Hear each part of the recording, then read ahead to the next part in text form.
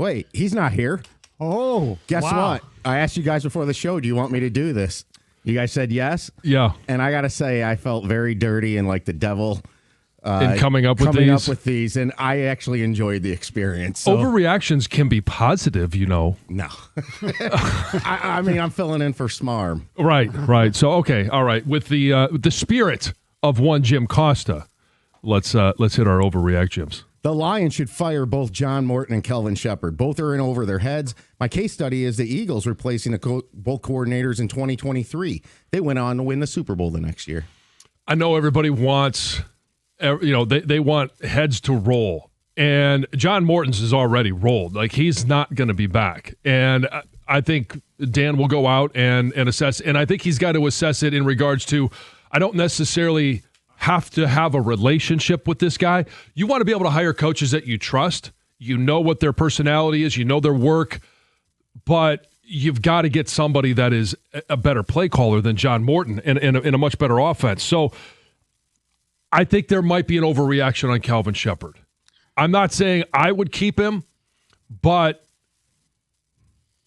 the Tampa game early on, with the way that he was able to construct that defense and get them to play, it just wasn't sustainable. We all thought going into and coming out of the Eagles game that they were playing well, and it's fallen apart since. What are you doing? I agree. John Morton should not be on this football staff next year. I think they need a new play caller, and it's not Dan Campbell either. So, yes, offensive coordinator. For Kelvin Shepard, I think you give him one more season and see how his defense would work with with Branch and Joseph healthy for most of the season. I think they did some good things. I think it was more personnel than anything else. Yeah, and just one last thing. I know we got to get going, but I don't have a problem with Dan Campbell calling the offense. It's been an explosive offense since he took over. They just need to address the personnel. It's not time to be nice. Kelvin Shepard, there's going to be somebody on the market that just simply has a more of a proven track record, and that's why I'm saying that. All right, the odds of the Lions missing the playoffs are so slim that they should lose out and finish last in the NFC North. That'll give them an easier schedule next year and a better draft pick. Schedule-wise, the undecided games would become the Titans, the Cardinals, and the Giants. Oh, man, that is so tasty. That is so tasty, but you can never try to lose. But the fan in me, until they're actually eliminated, I'll say no, I'm not going to root for them to lose on Thursday.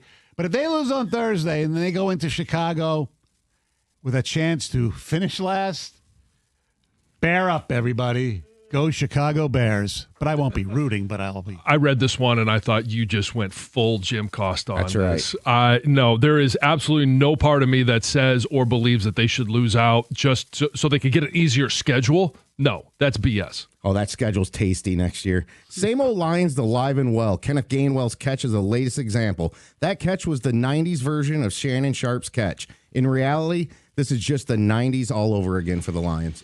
No, it's just a guy making a play. And you could say, well, it's luck or it's bad luck. No, it happened. I'm not going to say it wasn't weird or it wasn't unique, but it is not those three letters. Back in the 90s, you brought that up. The Lions did make the playoffs 2 years in a row. The 2 straight losses to Green Bay, the one where Barry had like negative yards or whatever.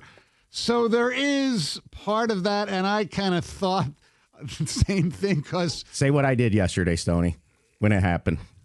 Did you text him? He texted Rieger, who was sitting next to me with a clown tent, basically. a circus tent. But it did have the Shannon Sharp memory to me because where I was sitting watching that game, it was the exact same part of the field. I'm glad you didn't text me. My head would have exploded. I know better, John. I mean, I know this is the segment where I'm Mr. Costa.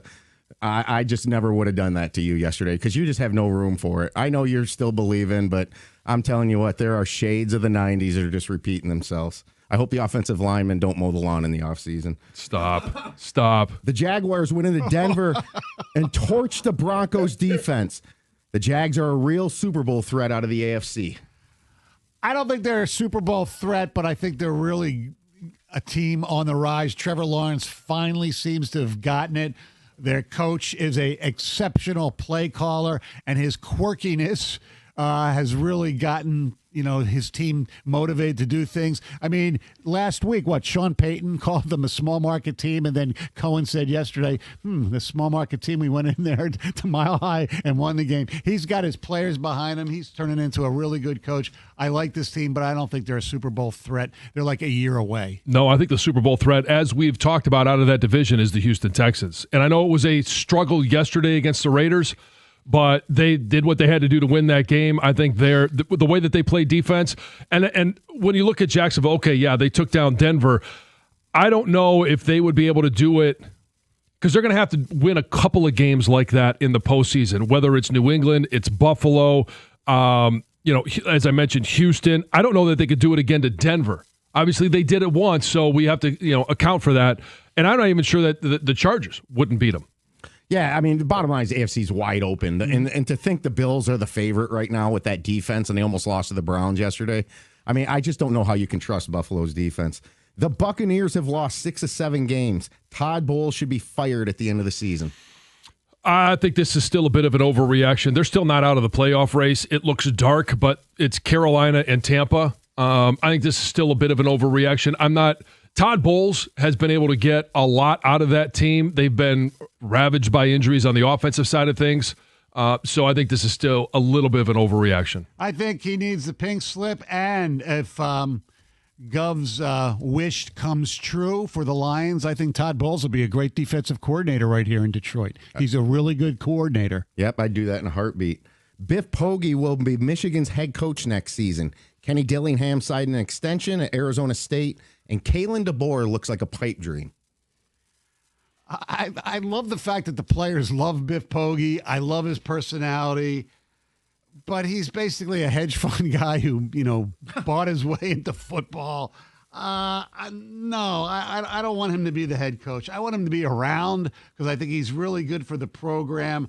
I don't know what the hell they're going to do. I think Doug's Kyle Willingham is a really good person to bridge for 4 or 5 years because of his age. But no, I don't want Biff Poggi to be the head coach. Quite honestly, I don't have any idea what's going on. And I know that they have said that they want to make this decision by Christmas because the transfer portal opens up, and any of the coaches that are in the currently in the playoffs, they're not going to play until New Year's Eve or New Year's Day. So it does make it difficult if you want to get one of those coaches or one of their coordinators. Do you think, John, real quick, do you think it's realistic that they would make Biff the head coach? That it's a real possibility? I think anything is possible right now. Okay. How about this? I mean, I would say no because of his brother, but there's a good chance John Harbaugh gets fired after this year. Would you have taken a Harbaugh if you were Michigan? No. Another one? No. Good. No, and that's why Jesse Minter's not in the mix. The group of 5 team should be banned from the college football playoff. Yeah, I said banned.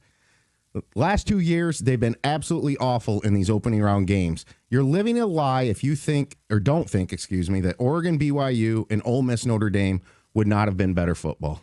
I 100% agree with this. This is not an overreaction. I was on this.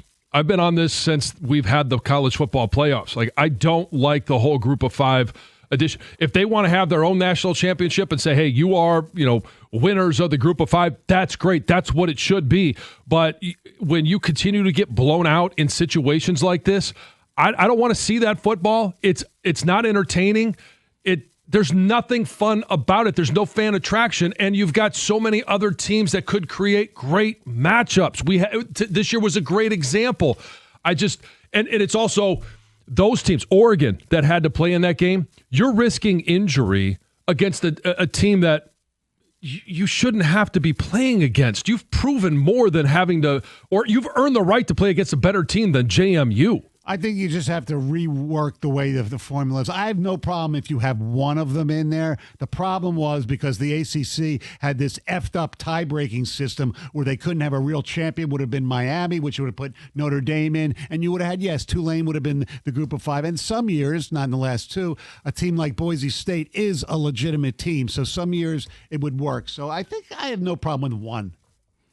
The Red Wings will make the playoffs. They had a great 4-point weekend. They're in first in their division, the second most points in the East. However, they're just 5 points from being out of the playoffs. God, I want to say that's not an overreaction, but it is an overreaction, and it's because of their resume. We are in December. We still have January. February, they're not going to lose too many games because of the Olympic break, but then we have March sadness. If they can get through March, maybe, yes. They have been playing really, really well, but I think it's a little bit of an overreaction. I don't think this is an overreaction. I think they can be a team. Do I expect them to be the best in their division? No. Do I expect them to be a wild card team? Most likely. I do think that the All-Star break this year, or not the All-Star break, the break for the Olympics is at a time where you've got young players that are going to get a chance to, it's a long season. They're going to get a chance to get refreshed, re-energized, and I think that this is a team that will make the playoffs. How'd I do, John? Do you feel okay now? Is your Monday normal now that you've had your smarm? Did I do good enough? Yeah, I feel just as dirty this Monday as I did last Monday. Well, go home and take a shower.